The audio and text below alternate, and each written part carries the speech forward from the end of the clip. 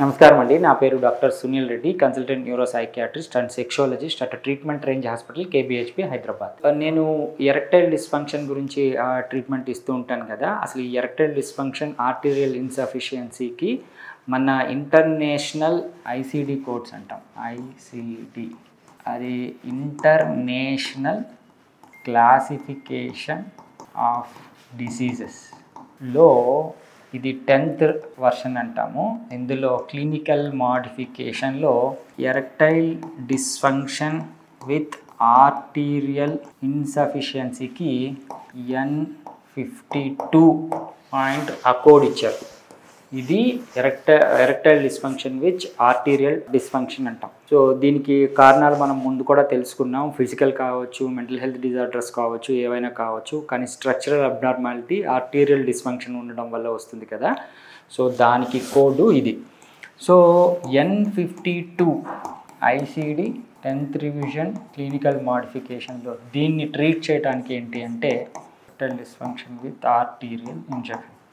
So shock wave therapy దీని గురించి మాట్లాడుకుందాం. సో అంగానికి ఈ extra corporeal low intensity shock wave therapy ఇవ్వడం ఏ విధంగా ట్రీట్మెంట్ని ఇస్తుంది అంటే, అంగానికి యాక్చువల్లీ మనము షాక్ వేవ్ థెరపీ ఇస్తాం కదా. ఈ షాక్ వేవ్ థెరపీ అంటే ఎలక్ట్రిక్ షాక్ కాదు, ఎటువంటి మనకు ఏసీ కరెంట్ కానీ డీసీ కరెంటు పెట్టి అంగానికి షాక్ ఇవ్వటం కాదు. ఇది ఒక మిత్ వర్డ్. షాక్ అంటే ఆ షాక్ కాదు, వేవ్ థెరపీస్ అంటాం. సో ఈ వేవ్ థెరపీ వల్ల ఏమవుతుందంటే అంగంలోని కణజాలాన్ని యాక్టివేట్ చేసి అందులో ఉండే స్మూత్ మజిల్స్ అంటాము వాటిని రిజవనేట్ చేసి నియోవాస్కులరైజేషన్ అనే పద్ధతి ద్వారా మనము ఆ అంగానికి రక్త ప్రసరణ ఇంప్రూవ్ చేస్తాం.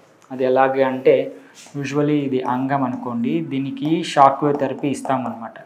ఇది ఒక ప్రోబ్, ఎలక్ట్రిక్ ప్రోబ్ ఉంటుంది. దాంతో ప్రోబ్తో ఇవ్వడం ద్వారా ఏమవుతుందంటే అంగానికి రక్త ప్రసరణ ఇంప్రూవ్ అవుతుంది. అంగానికి ఎప్పుడైతే రక్త ప్రసరణ ఇంప్రూవ్ అవుతుందో ఈ ఎరెక్టైల్ డిస్ఫంక్షన్ని మనం కరెక్ట్ చేసుకోవచ్చు. సో ఈ కరెక్ట్ చేసుకోవడం ద్వారా వాళ్ళ సెక్షువల్ ఇంప్రూవ్మెంట్ అంటే సెక్షువల్ హెల్త్ అనేది ఇంప్రవైజ్ అవుతుంది.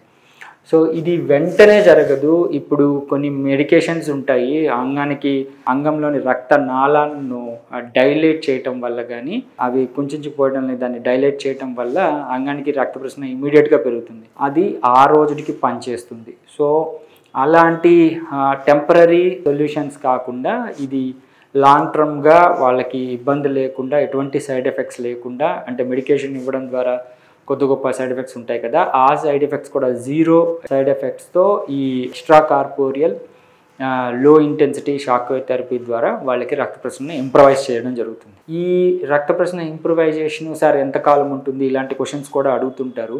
బేసికలీ ఒక్కసారి రక్త ప్రసరణ ఇంప్రూవ్ అయింది అంటే అది ఇంప్రూవ్ అయినట్టే. కానీ మళ్ళీ ఈ కోమార్బిడ్ కండిషన్స్, ఈ షుగర్లు, బీపీలు, వాళ్ళు వాడే మెడికేషన్స్ అవి మళ్ళీ తగ్గిస్తాయేమో, కానీ యూజువలీ రక్త ప్రసరణ ఇంప్రూవ్ అయితే వాళ్ళకి సెక్షువల్ ఇంప్రూవ్మెంట్ అనేది ఉంటుంది. సో ఇది N52 అంటే ఎరెక్టైల్ డిస్ఫంక్షన్ విత్ ఆర్టీరియల్ డిస్ఫంక్షన్ని మనము ఈ షాక్ వేవ్ థెరపీ ఇవ్వడం ద్వారా కరెక్ట్ చేయొచ్చు. దీన్ని యూస్ చేసుకోగలరు. Thank you.